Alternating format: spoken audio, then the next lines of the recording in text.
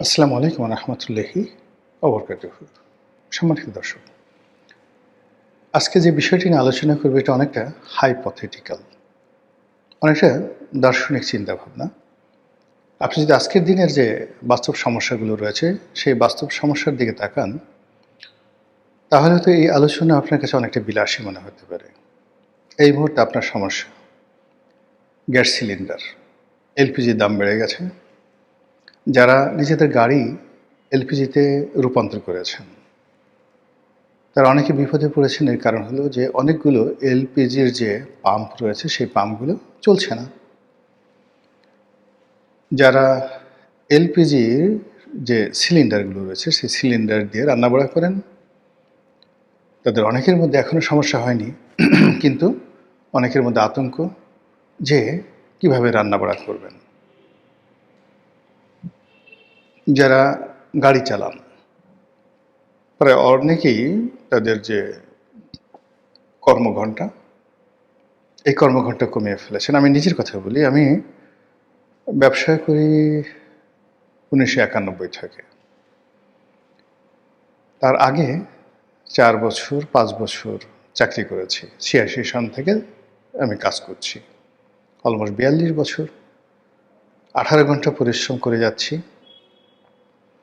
এই 18 ঘন্টার মধ্যে একটা বিরাট সময়, অন্তত দৈনিক 6 থেকে 7 ঘন্টা কম করে হলেও আমি ট্রাভেল করতাম। বাসা থেকে অফিস, অফিস থেকে অন্য অফিস, মার্কেটিংয়ে যাওয়া, ফ্যাক্টরিতে যাওয়া, বিভিন্ন সভা সমিতি সেমিনারে অংশগ্রহণ করা, বিভিন্ন পার্টি দেওয়া, সব মিলিয়ে আমাকে 7-8 ঘন্টা ট্রানজিটে থাকতে হতো এবং আমার বাহন প্রাইভেট কার। এবং এই তেলের সংকট শুরু হওয়ার আগ পর্যন্ত এটা অব্যাহত ছিল।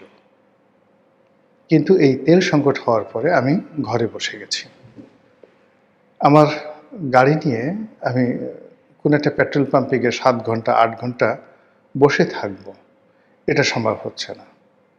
আর আমি যে গাড়ি চালাই সেই গাড়িতে যদি কোনো ত্রুটিযুক্ত তেল ব্যবহার করি, যেমন দেখা গেল যে এখন ব্ল্যাক মার্কেটে পর্যাপ্ত তেল পাওয়া যায়, কিন্তু সমস্যা হচ্ছে যে পেট্রোলের সঙ্গে সিঁদুর মিশিয়ে অকটেন বানানো হচ্ছে। তো আপনার অকটেন চালিত গাড়ি, সেই গাড়িতে যদি আপনি এইভাবে 2 নম্বর তেল ভরেন, তাহলে আপনাকে আবার সেই গ্যারেজে পাঠাতে হবে গাড়ি ঠিক করার জন্য। বেটার হলো নট টু মুভ। টেলিভিশন টকশোতে যাই, টেলিভিশন টকশোর গাড়িগুলো এসে নিয়ে যায়, আবার দিয়ে যায়। ভাঙাচোরা গাড়ি, কিন্তু আমার শরীরের উপর অনেক চাপ পড়ে। তারপরেও এই টেলিভিশনের গাড়িগুলোতে যাতায়াত করে ওরা খুব কষ্ট করে। কিন্তু আজকে একটা টেলিফোন করে বলল যে ওদের যে রাত 10টার যে শোটা আছে সেই শোটা তারা বন্ধ করছে, এখন ওটা রেকর্ডিং করবে দিনে। তো এই জন্য উনি আমাকে, সেই টেলিভিশন যিনি সিইও, তিনি টেলিফোন করে বললেন যে রনি ভাই, আমরা দুপুর 12টার সময় করব। তাই আমি বললাম যে কেন? বলে যে পেট্রোল সমস্যা। তাই আমি বললাম যে আমারও তো সমস্যা, তো তোমরা গাড়ি না দিলে তো আমি যেতে পারবো না। বলে যে না, গাড়ি দেব। দিনের যে সমস্যা, সুবিধা সেটা হলো দিনে ধরুন আপনাকে নিয়ে আনলাম, অন্য সবাই তো নর্মালি অফিসে আসে, তারা পাবলিক ট্রান্সপোর্ট করে চলে যায়। কিন্তু রাতে যখন 11টা-12টার সময় হয়, যে কোনো একটা শো হয়, অন্তত এই শোয়ের সাথে জড়িত 20 থেকে 25 জন লোককে আমার ট্রান্সপোর্ট দিতে হয় রাতে, যেটি আমি এই তেলের কারণে সামাল দিতে পারছি না। এজন্য বেশিরভাগ যে প্রোগ্রামগুলো রাতে হতো সেই প্রোগ্রামগুলো আমরা দিনে নিয়ে আসছি শিফট করে রেকর্ডিং। ফলে কী হলো, টেলিভিশনের যে অনুষ্ঠানের মান, সেই মানটা থাকবে না। আমি জাস্ট একটা উদাহরণ দিলাম। অনেকে ধরুন আমার ব্যবসা, আমার এই ব্যবসার মতো অন্যান্য যাদের ব্যবসা আছে, আপনি যত মুভমেন্ট করবেন, ক্লায়েন্টদের কাছে যত যাবেন, ক্লায়েন্ট আপনার কাছে যত আসবে, এখানে তত ব্যবসা বাণিজ্য বেশি হবে। কিন্তু এখন এই মুহূর্তে যে যার অবস্থানে চুপ করে বসে আছে, নড়াচড়া করতে পারছে না। মানে 7 ঘন্টা 8 ঘন্টা 10 ঘন্টা অতিক্রম করে পেট্রোল পাম্পে যখন একেবারে কাছাকাছি চলে যাবেন, তখন পেট্রোল পাম্প বলল যে তেল শেষ হয়ে গেছে। আমি নিজে বেশ কয়েকবার এরকম বিব্রতকর অবস্থার মধ্যে পড়েছি। এই জন্য আমি বলছি না, আমি এখানে যাবো না। তো এই যে সমস্যা, এটা হলো বাস্তব সমস্যা। এর সঙ্গে দ্রব্যমূল্যের দামে আগুন, নিত্য প্রয়োজনীয় দ্রব্য সামগ্রী কেনার জন্য যে টাকা, সেই টাকা আপনার নেই, চাকরি নেই, ব্যবসা নেই, বাণিজ্য নেই, সেখানে আপনি রাজনীতি নিয়ে কি আলোচনা করবেন? রাজনীতি নির্বাচন নিয়ে কি আলোচনা করবেন, রাজনীতির ভবিষ্যৎ নিয়ে কি আলোচনা করবেন, এই বিষয়গুলো যদি বলা হয় তাহলে অনেকটা বিলাসী। অথচ এই বিলাসী বিষয়গুলি আলোচনা করা খুব জরুরি। আমাদের আজকের দিনের যে সমস্যাগুলো আজকে আমরা উপভোগ করছি, উপভোগ করলাম এই কারণে যে এই দুর্ভোগ দুর্দশা অ্যাভয়েড করার কোনো ওয়ে নেই। দেশের ইসলামী ব্যাংকগুলোতে যাদের টাকা আটকে আছে, সেই সালাউদ্দিন কাদের চৌধুরী বলছেন যে ধর্ষণ যেখানে অনিবার্য সেখানে উপভোগ করাটাই বুদ্ধিমানের কাজ।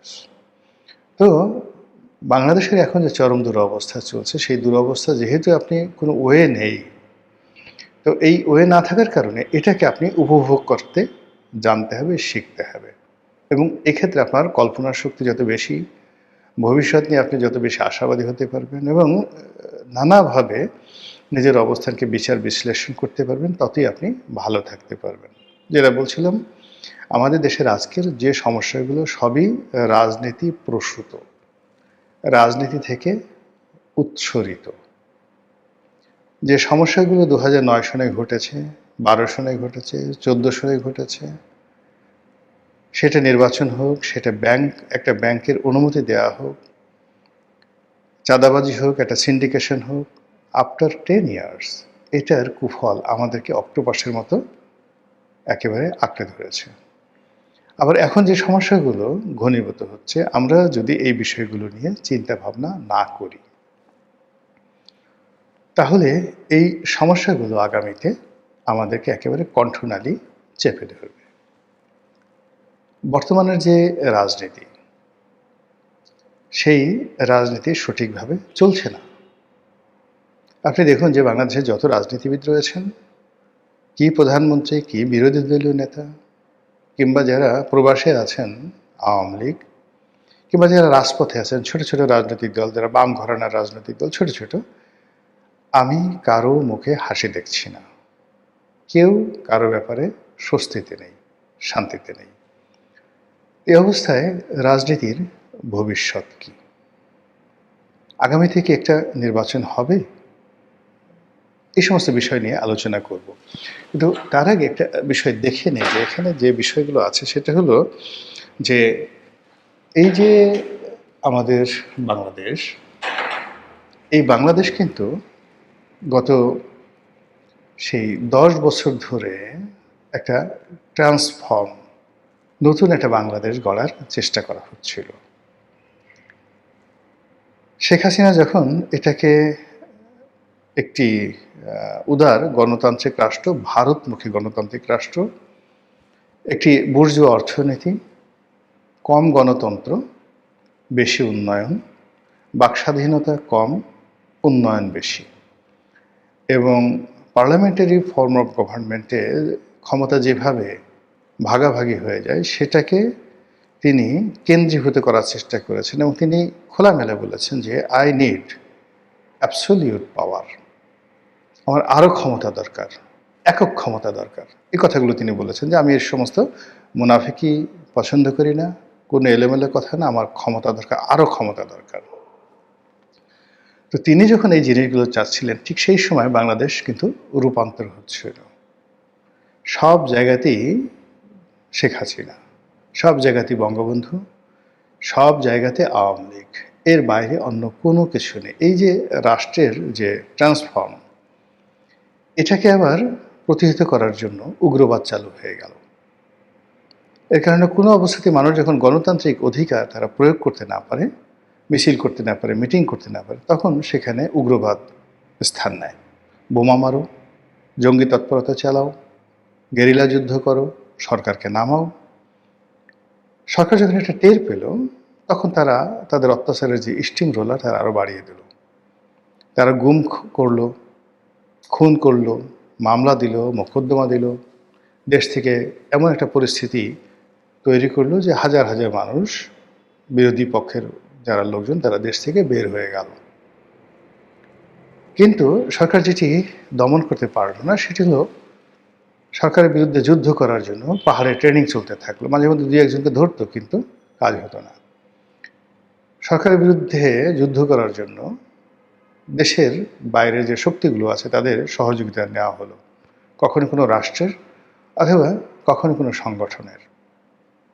আমরা লস্করে তৈয়বার কথা জানি, আনসারুল্লাহ বাংলা টিমের কথা জানি, আরও অনেক, কেউ আইএসের কথা বলেন, কেউ আল কায়দার কথা বলেন, কেউ তালেবানদের কথা বলেন, কিন্তু এই জিনিসগুলো শেখ হাসিনার জামানাতে মানে আমরা তখন অপপ্রচার বলেছি, কিন্তু এই জিনিসগুলো যে হয়েছে তাতে কোনো সন্দেহ নেই।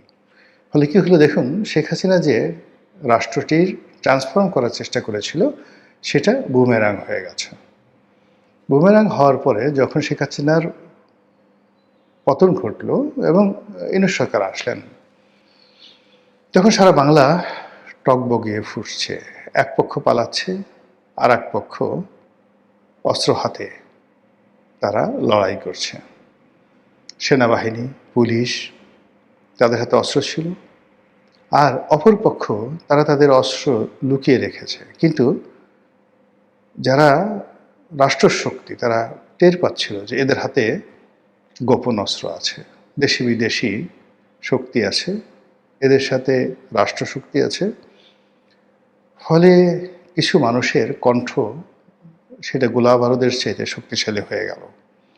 কিছু মানুষের আঙ্গুলি হেলন AK-47 চাইতে ধ্বংসাত্মক হয়ে গেল। কিছু মানুষের হুঙ্কার পরমাণু বোমার চাইতে মারাত্মক হয়ে গেল, যা বাংলাদেশে কখনো ঘটেনি। সেটা ডক্টর মোহাম্মদ ইউনূসের জামানাতে 17 মাসে সেটা ঘটে পুরো রাষ্ট্রের যে চরিত্র, সেই চরিত্রটি একেবারে এলোমেলো করে দিল। চাল এবং ডাল একত্রে মিশালে যা হয়, বা খিচুড়ি হয়ে যায়, খিচুড়ি হওয়ার পর আপনি কোনটা ডাল, কোনটা চাল, কোনটা তেল, কোনোটাই আলাদা করতে পারবেন না। ওই রকম বাংলাদেশ রাষ্ট্রের যে নীতি, আদর্শ, ভবিষ্যৎ সব কিছু জগা খিচুড়ি হয়ে গেল। এখন সেই জগা খিচুড়ি নিয়েও রাষ্ট্র এগোতে পারল না। ডক্টর মোহাম্মদ ইউনূসকে চলে যেতে হলো, নতুন একটি সরকার ক্ষমতায় আসছে। এই সরকার ক্ষমতা আসার পরে কোনো পরিবেশ পরিস্থিতি তারা এখনো পর্যন্ত উন্নয়ন করতে পারেনি। না চাঁদাবাজি, না আইনশৃঙ্খলা উন্নতি, না দলীয় ক্যাডারদেরকে দমন, না অর্থনৈতিক যে সমৃদ্ধি, কর্মসংস্থান, সামাজিক সংহতি, রাজনৈতিক স্থিতিশীলতা এবং একটি সুন্দর বাংলাদেশ বিনির্মাণ করার জন্য চমৎকার একটি নাগরিক সমাজ গড়ে তোলা যারা জনমতকে প্রভাবিত করবে। একটা সিঙ্গেল জায়গাতে এই সরকার একটা বিন্দু বসাতে পারেনি, বরং যাদেরকে সরকার নিয়োগ করেছে বিভিন্ন কাজের জন্য, ধরুন জনমত সৃষ্টি করার জন্য এক গ্রুপকে নিয়োগ করা হয়েছে, তাদেরকে দেখলে জনমত আর উল্টে যায়। কাউকে নিয়োগ দিয়েছে আইন শৃঙ্খলা রক্ষা করার জন্য, তারা উল্টে এসে আইন শৃঙ্খলা আরও এলোমেলো করে ফেলেছে। কাউকে নিয়োগ দিয়েছে প্রশাসনকে ঠিক রাখার জন্য, তারা এসে প্রশাসনকে আরও এলোমেলো করে ফেলেছে। ফলে এই চলমান সময়টিতে সরকারের মাত্র 1.5 মাস বয়স, এই 1.5 মাস বয়সে যে সকল ঘটনাগুলো ঘটে গেছে তা কাউন্টার হয়ে, প্রতিঘাত হয়ে যেভাবে সরকারের দিকে উল্কার গতিতে ছুটে আসছে, সেগুলো নিয়ে সরকারের কর্তা ব্যক্তি কতটা চিন্তিত আমি বলতে পারবো না, কিন্তু আমরা যারা সাধারণ জনগণ বুঝতে পারি আমরা ভয় পাচ্ছি। যেমন ধরুন ডক্টর মোহাম্মদ ইউনূস সরকারি কর্মকর্তাদের বেতন ভাতা বাড়িয়ে গেছেন, পে স্কেল, এটা কি হবে? শিক্ষকদের অনেক দাবি দাওয়া তারা মেনে গেছেন, এটা কি হবে? জাতীয় রাজস্ব বোর্ডকে 2 ভাগে বিভক্ত করে গেছেন, এটার কি হবে? ওই সময়টাতে বিচার বিভাগের জন্য আলাদা একটি সেক্রেটারিয়েট করে মাজদার হোসেন মামলার অধীনে, বা মাজদার হোসেন মামলার যে অন্তর্নিহিত তাৎপর্য সেই অনুযায়ী একটি আলাদা সচিবালয় গঠন করেছেন, সেটা সরকার আইন করে বন্ধ করে দিয়েছে। জামাত, বিএনপি সবাই বলেছে যে তারা কোনো দলকে নিষিদ্ধ করতে চায় না। ডক্টর মোহাম্মদ ইউনূসও বলেছে যেটি তারা কোনো দলকে নিষিদ্ধ করতে চায় না, কিন্তু তড়িঘড়ি করে বিএনপি সেই ওই জমানার একটি অর্ডিন্যান্স, সেই অর্ডিন্যান্সকে তারা পার্লামেন্টের মাধ্যমে আইনে রূপান্তরিত করেছে। এখন আওয়ামী লীগ দল হিসেবে নিষিদ্ধ একটি রাজনৈতিক দল। এটার প্রতিক্রিয়া কি হবে? প্লাস অন্যান্য যে সকল অর্থনৈতিক সংকট দেশে, দেশের বাইরে, লোকাল মুদ্রায় এবং বিদেশি মুদ্রায় যেভাবে ধেয়ে আসছে, এটা এই রাষ্ট্র শক্তির যে ট্রান্সফরমেশন যেটা চলছে, এটাকে অন্য একটা জায়গাতে নিয়ে যাবে। বিএনপি যে গান গায়, প্রথম বাংলাদেশ আমার, শেষ বাংলাদেশ, বা জাতীয় পার্টি গান গায়, নতুন বাংলাদেশ গড়ব মোরা। তারপর আওয়ামী লীগ গান গায়, আওয়ামী লীগের 4-5টি গান আছে, আমার সোনার বাংলা, আমি তোমায় ভালোবাসি। তো সেখানে প্রথম বাংলাদেশ আমার, শেষ বাংলাদেশের যে ট্রান্সফরমেশন, এটা বর্তমান সরকার কিভাবে বাস্তবায়ন করবে, এগুলো নিয়ে আলোচনা করা দরকার। সরকারের যে মতিগতি, তারা দেখে মনে হচ্ছে যে তারা 10-12টা বিভিন্ন রকম কার্ড তৈরি করবে, petrol card, fuel card, diesel card, family card, শিশুদের কার্ড, বাচ্চা কার্ড, রাজনৈতিক কার্ড ইত্যাদি আরও অনেক কিছু। সবাই মানুষ 20-25টা কার্ড নিয়ে ঘুরতে থাকবে, ব্যাংক কার্ড, বিমা কার্ড, আরও কত কিছু। কিন্তু মৌলিক কোনো কিছু হচ্ছে না, মৌলিক কোনো কিছু হচ্ছে না। এর ফলে কি হলো, এই 1.5 মাসের মধ্যে মানুষ অধৈর্য হয়ে পড়েছে। বিরোধী দল সরকারের ব্যাপারে কোনো আস্থা রাখতে পারছে না। এই সরকারও বলতে পারছে না যে তারা 5টি বছর কিভাবে থাকবে। এই সরকার বলতে পারছে না যে আগামীতে যে নির্বাচনটি হবে, সেই নির্বাচনটি তত্ত্বাবধায়ক সরকার আন্ডারে হবে, কিন্তু কিভাবে হবে। গত নির্বাচনে যে ইঞ্জিনিয়ারিংয়ের অভিযোগ আসছে, উপনির্বাচনে যেভাবে মাগুরার নাম আসছে, তাতে করে আগামী নির্বাচন যে ভালো হবে না, এটা আজকের দিনে চুপচাপ বলে দেয়া যায়।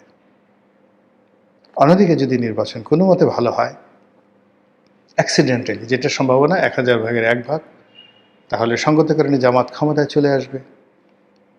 এবং জামাত যদি ক্ষমতায় না আসে, যদি বিকল্প কোনো কিছু হয়, রাজপথে যদি আবার আন্দোলন হয়, যেভাবে এনসিপি বলছে, যেভাবে জুলাই আগস্টের বিপ্লবীরা বলছে তারা আরেকটি আন্দোলন চায়, যেভাবে সরকারের যারা লোকজন রয়েছে তারা নিজেদেরকে বিপ্লবী বলে, মানে বিপ্লবের প্রধান মাস্টার মাইন্ড হিসেবে তারা যেভাবে নিজেদেরকে প্রতিষ্ঠিত করতে চাচ্ছে, সব মিলিয়ে প্রতিটি পক্ষ যেভাবে মুখোমুখি, এতে করে রাজনীতির যে ট্রান্সফর্ম, এটা ভিন্ন দিকে চলে যাবে, রাজনীতি গতি হারাবে এবং সমাজে এমন অনেক কিছু ঘটবে যেগুলো আউট অফ আওয়ার ইমাজিনেশন, আমরা কল্পনাও করতে পারছি না সেই জিনিসগুলো ঘটবে। আপনি চিন্তা করেন, এই কয়েকদিন আগে ডক্টর মোহাম্মদ ইউনূস এবং তার সহযোগী, ইভেন যাদেরকে দেখলে আমরা ভীত সন্ত্রস্ত হয়ে যেতাম, টেলিভিশনগুলো প্রেস সচিব শফিকের ভয়ে তটস্থ থাকতো। কোথায় তারা আজ এখন বলেন তো? আবার তাদের জায়গাগুলো এখন যারা দখল করে আছেন, তাদেরকে নিয়ে টেলিভিশন মিডিয়াগুলো যারা বাড়াবাড়ি করছে, আপনি দেখবেন যে একটা সময় এদের কাউকে আপনি খুঁজে পাবেন না। এখনই তো রাজনীতির ময়দান থেকে বলা হচ্ছে যে আওয়ামী লীগ পালিয়ে গেছে, তাদের জন্য হেলিকপ্টার এসেছে, তাদের জন্য ভারত তাদেরকে জায়গা দিয়েছে, তোমরা যাবে কই? তোমাদের তো বঙ্গোপসাগরও নেই, অনেকে সাঁতারও জানো না, তোমরা কই যাবে? এই যে কথাগুলো, এর লক্ষণ কিন্তু ভালো নয়। আর এর থেকে যদি আমাদের বাঁচতে হয়, তাহলে সমঝোতা লাগবে, উদার হতে হবে, হৃদয় থেকে, মন থেকে প্রতিহিংসা দূর করতে হবে। এই দেশের জন্য যাকে প্রয়োজন, যার একটি ভোট আছে, যার একটি কর্মের হাত আছে, এদেশের উন্নয়নে যার ভূমিকা আছে, প্রত্যেকটা মানুষকে সম্মান দিতে হবে এবং তার জন্য জায়গা করে দিতে হবে। ব্যক্তিগত ক্রোধ, ক্ষোভ, লোভ, লালসা থেকে যদি আমি কোনো কাজ করি, এই দেশ ভালো চলবে না। মহান আল্লাহ আমাদের সবাইকে হেদায়েত দান করুন এবং হেফাজত করুন। আসসালামু আলাইকুম ওয়া রাহমাতুল্লাহি ওয়া বারাকাতুহু।